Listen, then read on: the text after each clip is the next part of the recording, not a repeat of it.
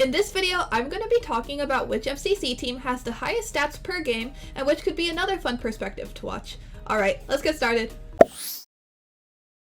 So first up, we've got Ace Race, where the strongest team statistically is the Blue Bats with an average score of 1,208. Another fun Ace Race perspective could be Pink, so we can see Wilbur's Ace Race monologue, although with the new map, Illumina and Peace perspectives are likely also going to be great. Next up for Sky Battle, Yellow is the strongest team statistically with an average of 1,203.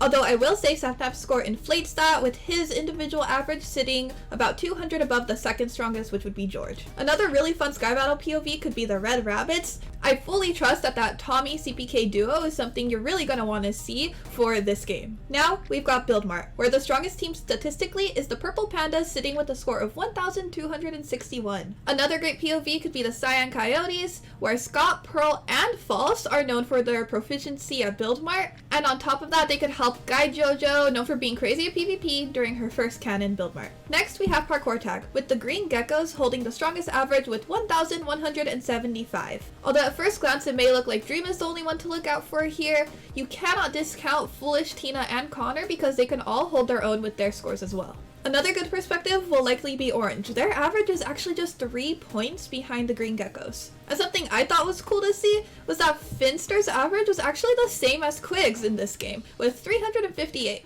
So yeah, you'll definitely want to look out for the orange Ocelots as well.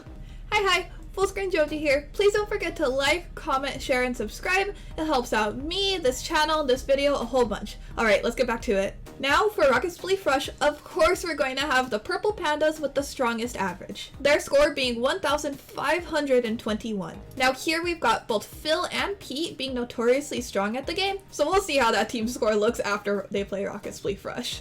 Another great POV could be the Lime Llamas, where we've got Illumina, who actually has the same average at this game as Pete. And we've also got a couple Hermits on the team who we know are used to Elytros from that server, and I'm sure otherwise as well. The next game is To Get to the Other Side and Whack a Fan, where Pink holds the strongest average with 1,043 points. I would like to note that for Aimsey's score, I substituted False Symmetry, and I'm incredibly excited to see if Blushi pulls off another cool extension. Another good POV for To Get to the Other Side could be the Blue Bats, and to give some context, the median score for To Get to the Other Side is about 230, and for Blue, the lowest individual average actually sits just below 200. So I feel like some team bonuses are in the works for the Blue Bats. Next, we have survival games, where the strongest team is the Yellow Yaks with 1,311. Once again, Sapnap's score is inflating this average a bit, but I'm sure that means he'll just make a great leader for this team. Another fun SG perspective could definitely be the Aqua Axolotls. Now we know Punz is cracked at SG and can definitely lead this team to victory, considering Bad Boy Halo, Sylvie, and Sniffrish can all hold their weight, especially with the right leader. And of course, we'll never forget the MCC that Sylvie just camped in that fountain and racked up those survival points for her team.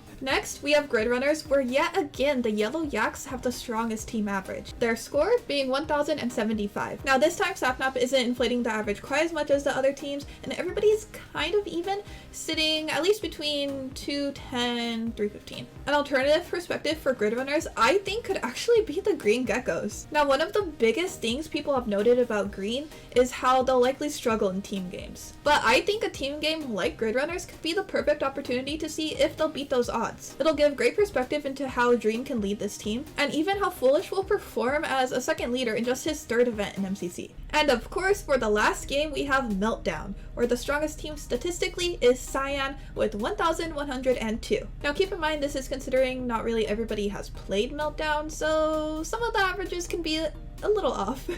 But I think it does make sense considering both Jojo and Scott have really strong scores in this game. Now for the alternative perspectives, I actually have two.